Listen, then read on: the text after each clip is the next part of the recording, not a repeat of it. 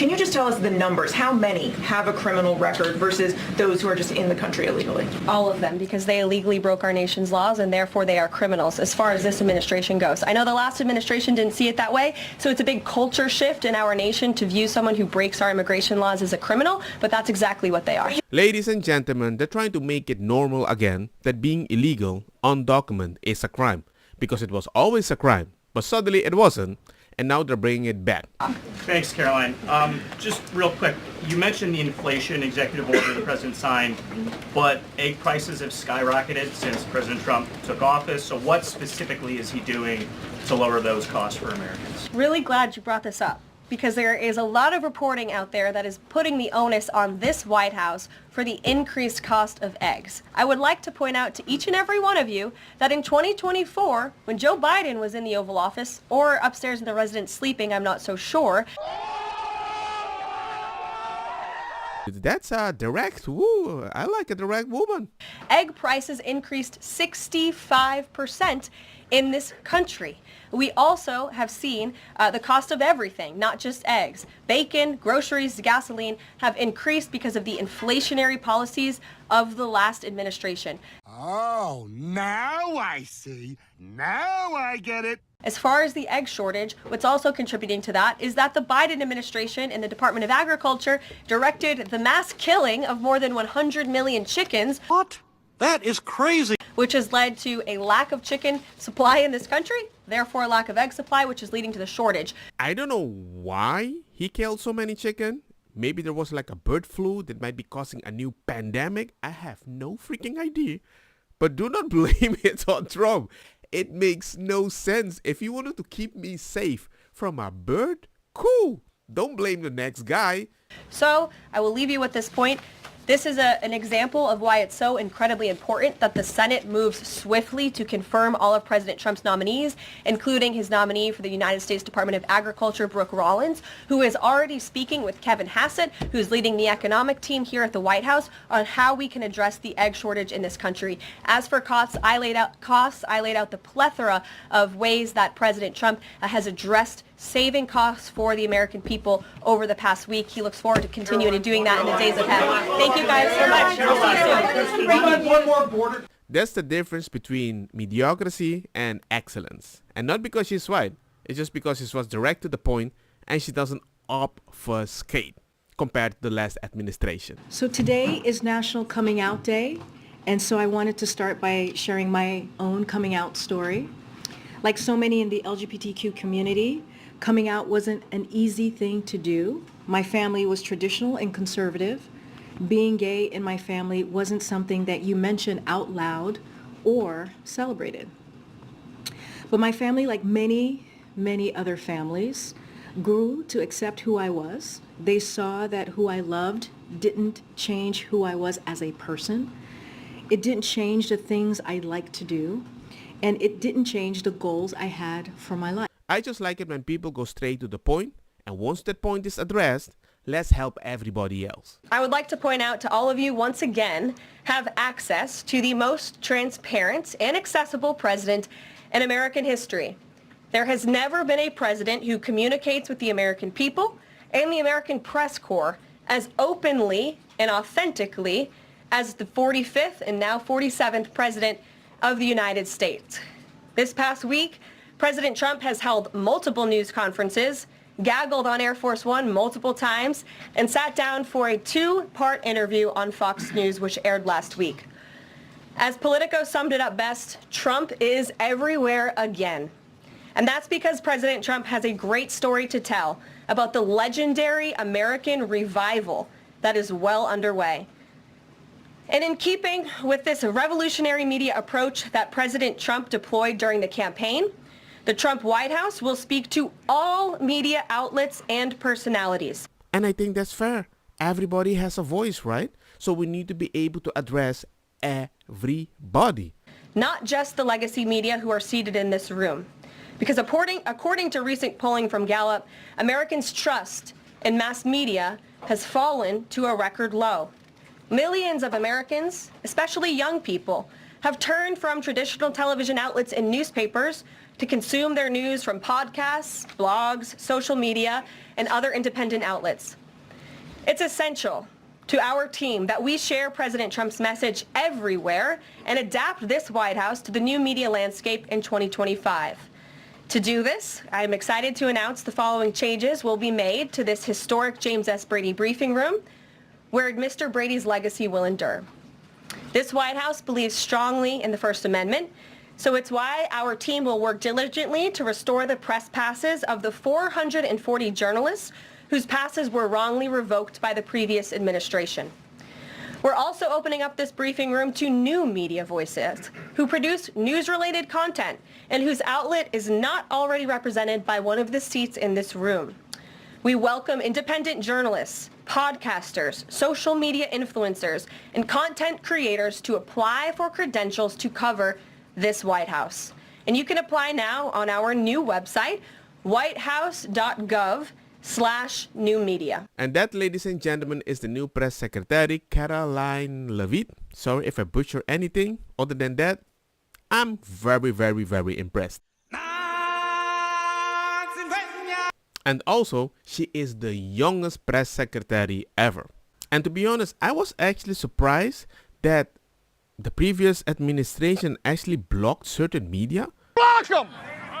But they're the only one that seems to be allowed into that room. And I'm like, you're all saying the same thing. You can just have one team and everybody else is going to copy it anyway. Don't believe me? True, without checking facts first. Unfortunately, some members of the media use their platforms to push their own personal bias and agenda to control exactly what people think. And this is extremely dangerous to our democracy. But I tried to go with a gotcha moment. A substantive question. Yesterday, the White House Office of Management and Budget directed across the board freeze, with some exceptions for individual assistance, we understand, to federal grants. It's caused a lot of confusion around the country among Head Start providers, among providers services to homeless veterans, Medicaid providers, states saying they're having trouble accessing the portal. Could you help us clear up some of the confusion, give some certainty to folks? And also, is that uncertainty, how does that uncertainty service the president's voters?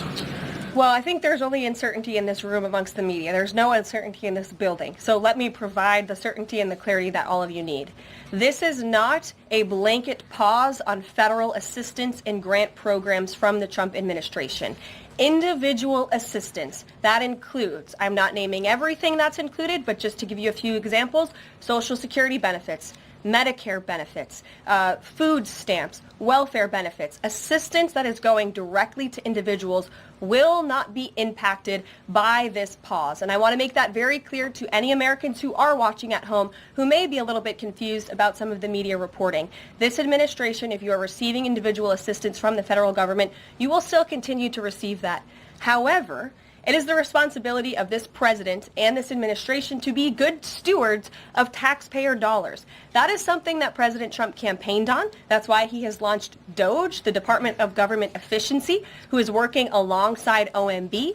And that's why OMB sent out this memo last night, because the president signed an executive order directing OMB to do just this. And the reason for this is to ensure that every penny that is going out the door is not conflicting with the executive orders and actions that this president has taken.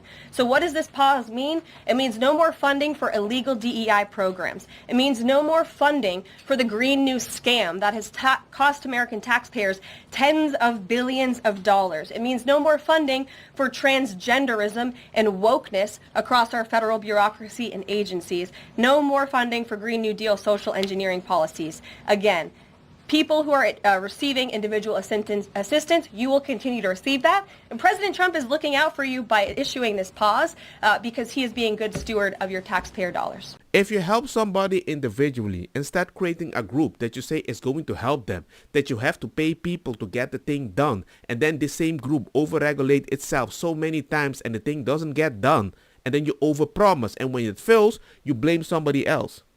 Not individually, but the individual person might not get all the help that you could have provided directly. But if you provide the help, you can say morally, I'm doing something great. Why impose this pause with so little notice? Why not give organizations more time to plan for the fact that they are about to lose, in some cases, really crucial federal funding, There at was- least for a period of time. There was notice. It was the executive order that the president signed. There's also a freeze on hiring, as you know, a regulatory freeze, and there's also a freeze on foreign aid. And this is, again, incredibly important to ensure that this administration is taking into consideration how hard the American people are working. And their tax dollars actually matter to this administration. You know, just during this pause, DOJ and OMB have actually found that there was $37 million that was about to go out the door to the World Health Organization, which is an organization, as you all know, that President Trump, with the swipe of his pen in that executive order, is no longer wants the United States to be a part of. So that wouldn't be in line with the president's agenda. DOJ and OMB also found that there was about to be 50 million taxpayer dollars that went out the door to fund condoms in Gaza. I'm not saying we can't help people. I'm just saying that if we're going to help people individually, and you're saying you're creating an organization to help people individually, it's not the same if you're helping people in another country. And I'm not saying helping people in another country isn't good, but it seems you prioritize that way more. That is a preposterous waste of taxpayer money. So that's what this pause is focused on, being good stewards of tax dollars. If we voted to be helped in a better way, help us. Focus on that. Like the whole idea that people hate Trump so much, deportation is gonna... I'm like, bruh, they did it way more on the previous president. What? Nobody said anything. But just because it's him, you want to complain about it? When he did less? It makes no sense. There comes a point I'm like, why do you hate a person that does the thing that you hate worse than the previous president that you love more? It makes no... I don't want to laugh. But it's so hypocritical. Start with the criminals. There are many, many criminals. NBC News has learned that ICE arrested 1,179 undocumented immigrants on Sunday, but nearly half of them, 566 of the migrants, appear to have no prior criminal record besides entering the country illegally. Is the president still focused exclusively, which is a civil crime, it's not criminal? It's a federal crime.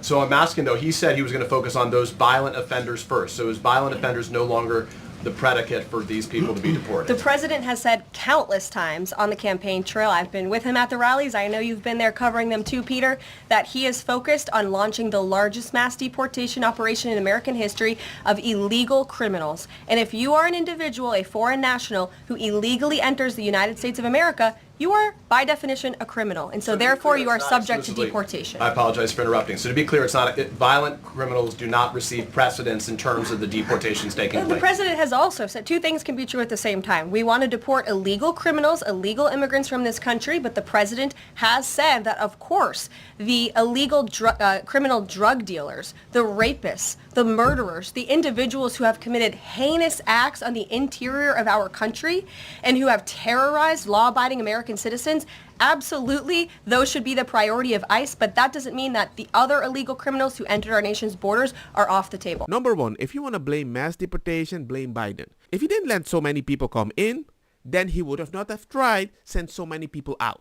The American people will have to look into themselves. But 87% support deporting criminal undocumented migrants. Yes, I don't know anybody in the world. Yeah, I don't know anybody in the world who wants to keep the criminals. I don't know anybody. That's where we should be focused. Can I say something? Because, you know, we keep on talking about criminals and immigrants being criminals. And I just want people to understand what the facts are and the stats are, is that undocumented immigrants are much less likely to have committed crimes than American citizens. American citizens commit more crimes than anyone who is undocumented. I also want to make the point that an undocumented immigrant is not a criminal because he or she is undocumented. That is a civil offense. So to call people illegal is, in and of itself, I think, xenophobic and racist. And incorrect. I do. And incorrect.